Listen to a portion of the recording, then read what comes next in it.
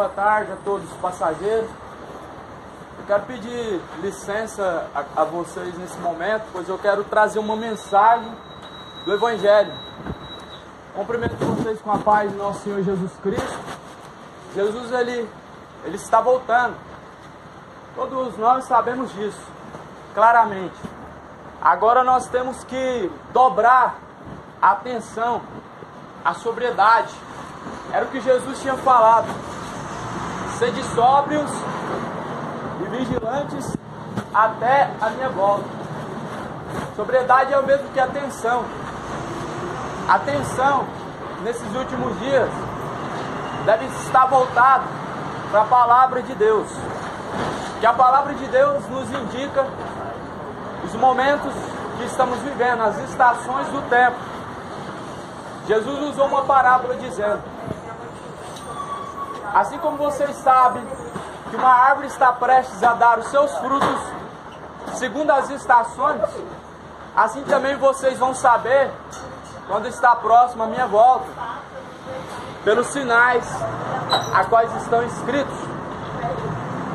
Eu quero ler para vocês em Mateus, capítulo 24,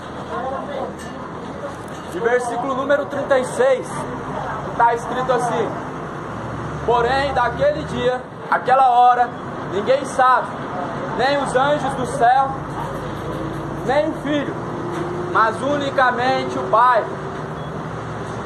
Jesus estava citando acerca da sua volta, dizendo que não podemos saber nem o dia nem a hora. Porém, ele deixa uma dica, dizendo no versículo 37, como foi nos dias de Noé, os dias anteriores ao dilúvio, assim será também na sua volta.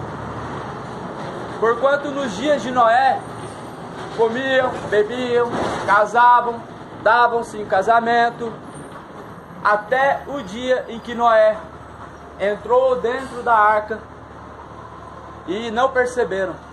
Aí veio o dilúvio e levou todos.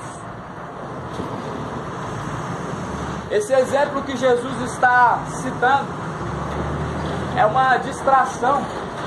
É a distração. Nos dias de Noé existia uma promessa. A promessa de Deus era destruir a terra. Porque Deus olhou para a terra e viu que não existia mais o bem, não existia mais o conhecimento de Deus na terra, e falou para Noé: Noé, me arrependi de ter criado a raça humana, vou destruir a terra. Então Deus dá a ordem para que Noé construa a arca para a salvação daqueles que crêem. Todavia a salvação vem pela fé. Quando nós cremos, como diz as Escrituras. Porém, a Bíblia está dizendo que eles comiam, bebiam, casavam, davam-se em casamento. Mas peraí, Deus não tinha falado que destruir a terra? Eles estavam desapercebidos. Eles estavam curtindo a vida do jeito que eles queriam, do jeito que está hoje. A promessa foi lançada através de Jesus, que ele voltaria para buscar os seus escolhidos. Porém, Jesus fala: olha, quando chegar nos últimos dias, quando estiver próximo a minha volta, haverá fomes, haverá pestes, haverá rumores de guerra e guerras em todos os cantos. Mas não será o fim, será apenas o começo, o princípio das dores. Então é esse nome que se dá para os dias atuais, a qual nós estamos vivendo sobre a face da terra. Esse momento chama-se princípio das dores, o que nós estamos vivendo. O começo do Apocalipse, o começo das dores. Isso sendo apenas o começo, a terra já está realmente não suportando essas dores. Milhões descendo à sepultura. E sendo apenas o princípio, o começo, já está assim. Então a tendência é piorar. Se entramos no começo e as coisas já estão assim, Jesus está falando: haverá pestes, ele fala no plural, mais de uma. Então nós devemos estar o que? Alicerçados, preparados em Cristo, não em nós mesmos, não na nossa própria força, não naquilo que nós podemos fazer com o nosso próprio braço. Porque a Bíblia vai dizer: maldito o homem que confia em outro homem, fazendo da tua carne, do teu braço, a tua força, a tua proteção, a tua defesa. Então o que Jesus quer de nós? Sabemos nós que estamos vivendo os dias finais, sabendo que nós estamos vivendo os dias finais, e que a terra ela vai passar por processos terríveis, aonde muito mais pessoas vão perecer, descendo à sepultura. A promessa que Jesus fala da sua vinda, ele dá uma dica bem importante: sede sóbrios e vigilantes. Jesus fala isso diversas vezes: tenham atenção, estejam atentos, preparados, porque ele virá como um ladrão que vem em meio à noite. O ladrão, ele avisa quando ele vai agir, quando ele vai roubar. Ele não avisa, pega a pessoa no momento de distração. A distração é o ponto ideal para que o ladrão venha agir. A pessoa está com o celular na mão, está desatenta, vem o ladrão e toma o celular, a pessoa nem vê. Assim está essa geração, está desatenta, os seus olhos não estão olhando fixos para Deus, para os sinais dos céus, mas estão com a cara de frente a uma tela, desatentas. São muitas coisas que têm tirado a atenção dos homens. Satanás conseguiu trazer muitas coisas para tirar a atenção das pessoas. A nossa atenção deve estar aqui, ó.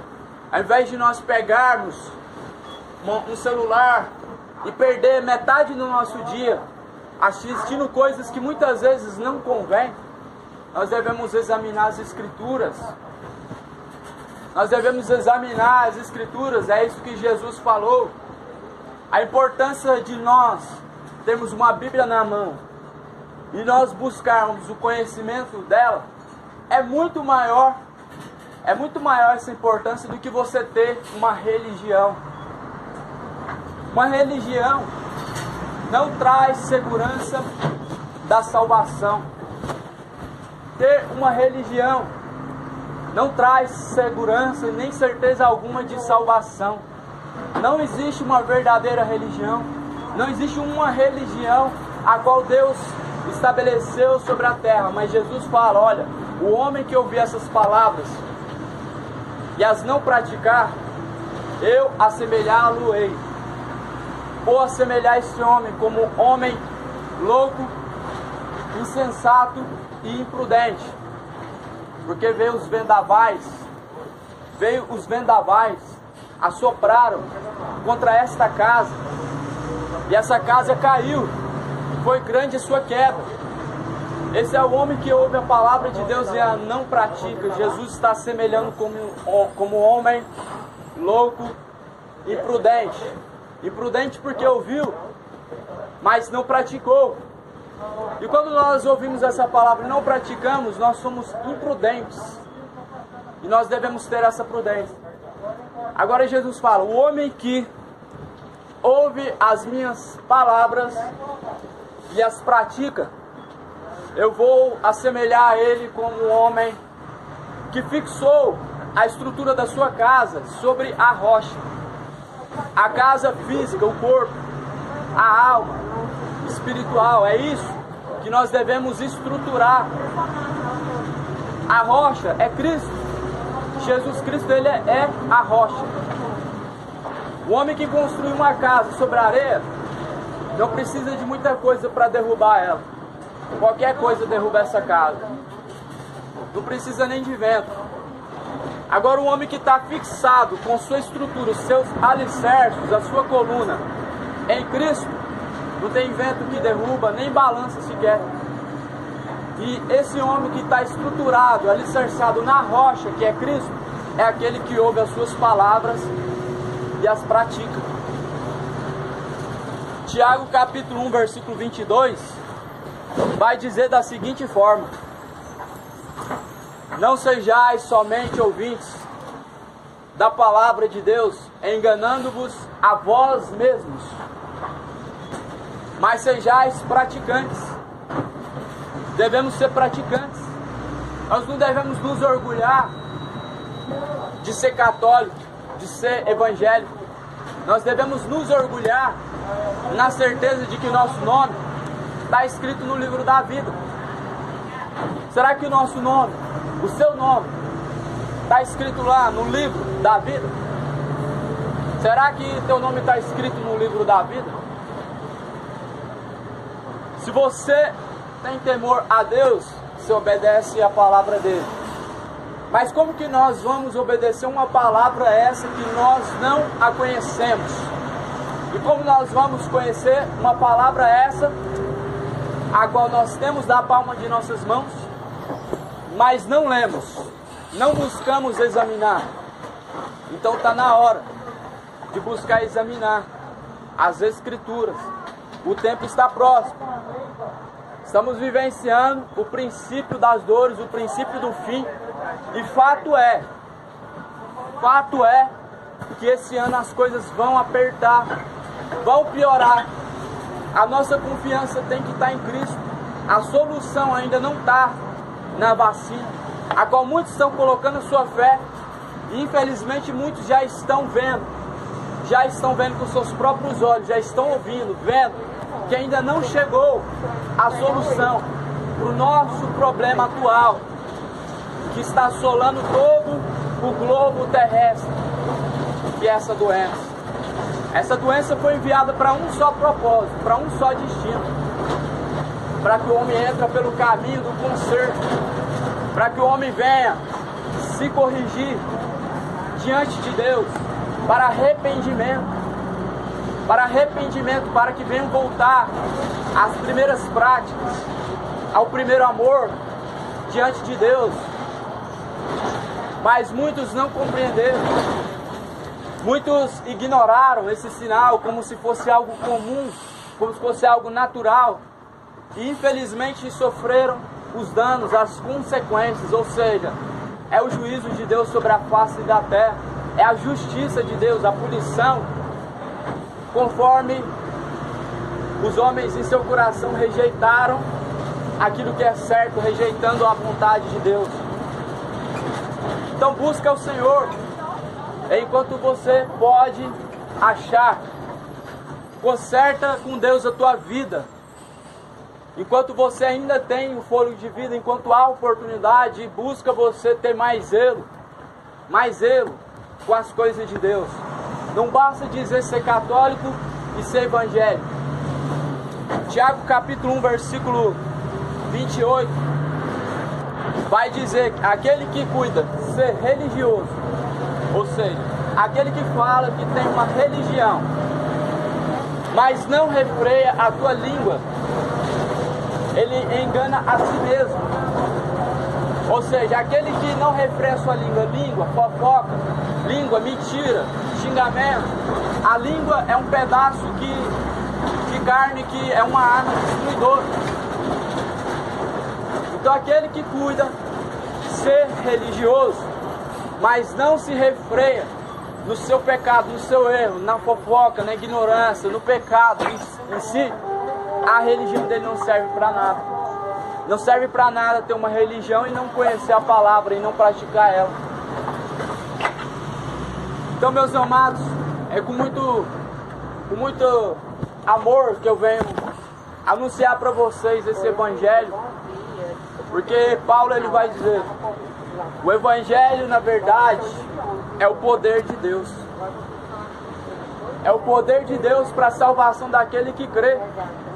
O evangelho é poderoso para transformar a vida daqueles que crê. Agora, crer em Deus não é simplesmente falar eu creio.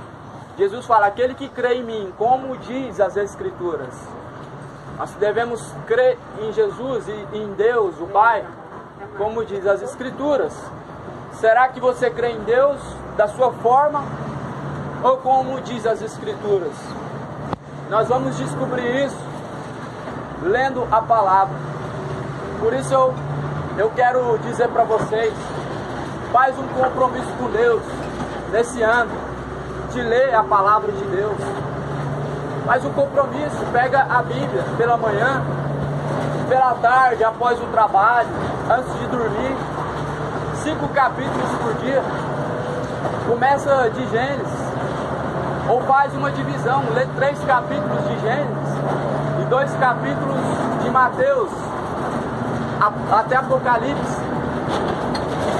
Fazendo assim, você vai ler a Bíblia 2 vezes no ano.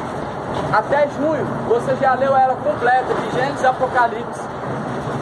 E assim você vai adquirir o verdadeiro conhecimento e não vai ser enganado, seduzido por qualquer coisa, por qualquer religião ou por qualquer falso profeta. Fica aí minha dica, essa dica qual também Jesus deixou: examinar as Escrituras. Jesus Cristo está voltando. Que Deus abençoe cada um. Tenham todos um bom final de semana. E a paz de nosso Senhor Jesus. Amém? Amém. Quem pode dizer amém? Amém? E quem pode glorificar a Deus também com palmas? Glória a Deus. Amém.